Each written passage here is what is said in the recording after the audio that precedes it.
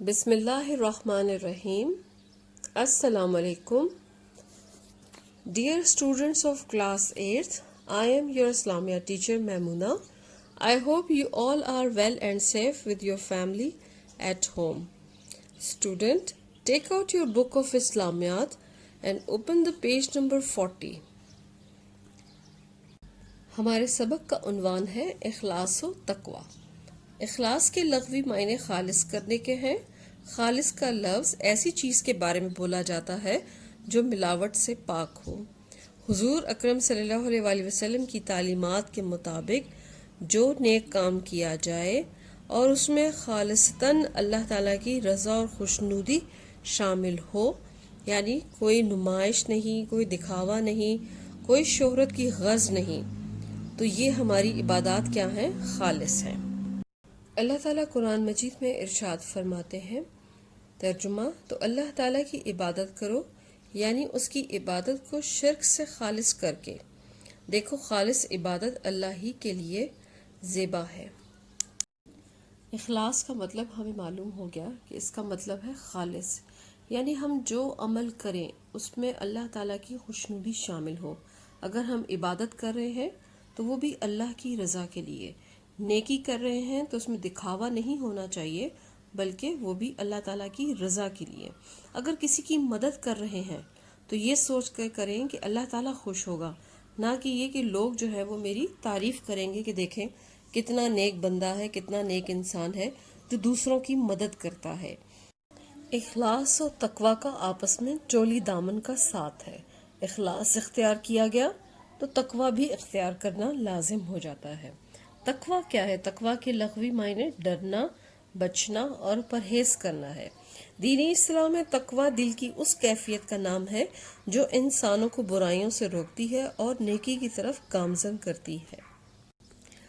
تقوی مسلمانوں کے دل میں ہر لمحے اللہ تعالیٰ کا خوف پیدا کر کے برائی سے باز رکھتا ہے اور نیکی کی طرف گامزن کرتا ہے.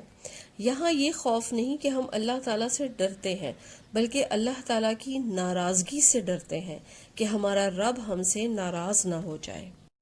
اللہ تعالیٰ قرآن مجید میں جا بجا اخلاص و تقوی اختیار کرنے کا حکم دیتا ہے.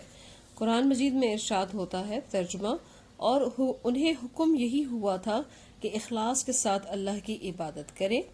پھر سورۃ الحجرات میں آیت نمبر 13: بے شک اللہ کے نزدیک تم میں زیادہ عزت والا وہ ہے جو تم میں زیادہ پرہیزگار ہے. یعنی اس کی عبادت کی جائے تو صرف اسی کی عبادت کی جائے، کسی کو اس کی ذات میں شریک نہ ٹھہرایا جائے. اور اللہ تعالیٰ کے نزدیک سب سے بہترین شخص وہ ہے جو متقی و پرہیزگار ہے. رسول صلی اللہ علیہ وآلہ وسلم نے بھی مسلمانوں کے لیے حصول تقوی کو لازم قرار دیا ہے. آپ کے ہر خطبے میں تقوی کی اہمیت بیان کی جاتی، حتیٰ کہ خطبہ حجۃ الوداع میں بھی آپ نے واضح الفاظ میں کہہ دیا کہ سن لو، کسی عربی کو اجمی پر یا کسی اجمی کو عربی پر، کسی کالے کو گورے پر اور کسی گورے کو کالے پر کوئی فضیلت نہیں، فضیلت کا معیار صرف تقوی ہے. اللہ تعالیٰ کے نبی صلی اللہ علیہ وآلہ وسلم کی پوری زندگی اخلاص اور تقوی سے مزین ہے. اعلان نبوت سے قبل بھی آپ کا دامن ہر قسم کی معاشی اور معاشرتی برائیوں سے پاک رہا. اعلان نبوت کے بعد بھی آپ اللہ تعالیٰ کے خوف سے لرزاں رہتے اور امت کو بھی تقوی کی تاکید فرماتے. آپ صلی اللہ علیہ وآلہ وسلم زندگی کے ہر معاملے میں عدل و مساوات سے کام لیتے تھے.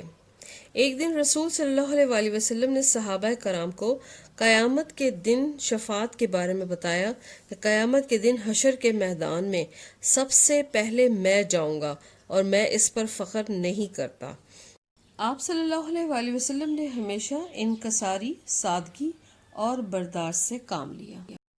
غزوہ تبوک کے موقع پر چند نادار اور مفلس مسلمان جو مخلص اور متقی تھے، آپ صلی اللہ علیہ وآلہ وسلم کی خدمت میں حاضر ہوئے اور جہاد میں شریک ہونے کی خواہش ظاہر کی، لیکن ان کے پاس سواری کا انتظام نہیں تھا، جس کی وجہ سے رسول صلی اللہ علیہ وآلہ وسلم نے انہیں شریک نہیں کیا اور وہ انہیں واپس بھیج دیا.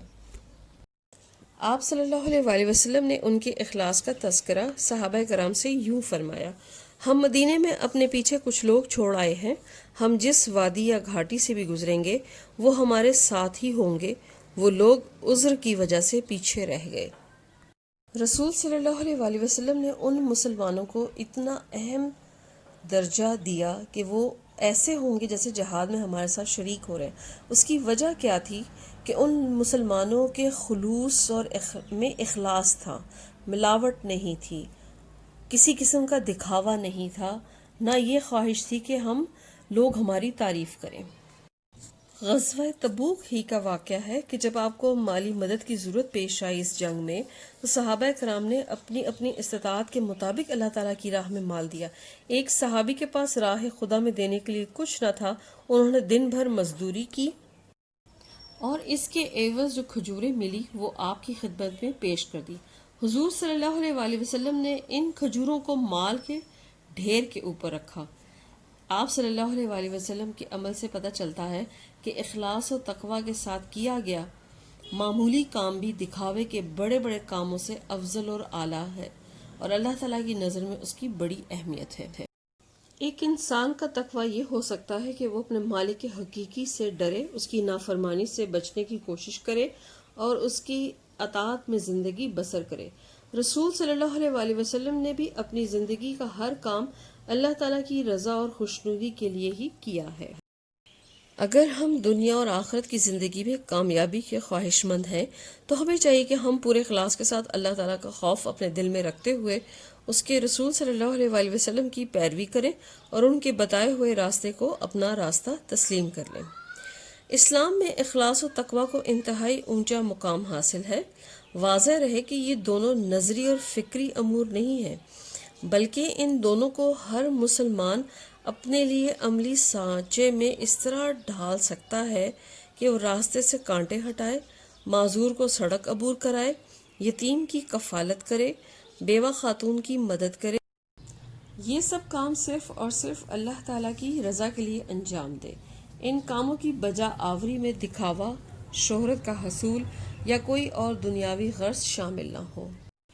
اس سبق میں ہمیں یہ سمجھایا جا رہا ہے کہ ہم جو بھی عمل کریں وہ خالص ہو، اس میں ذاتی مفاد، شہرت کا حصول یا تعریف سننے کی خواہش جو ہے وہ موجود نہ ہو، بلکہ صرف اور صرف اللہ تعالیٰ کی رضا اور خوشنودی کے لیے کام کیا جائے۔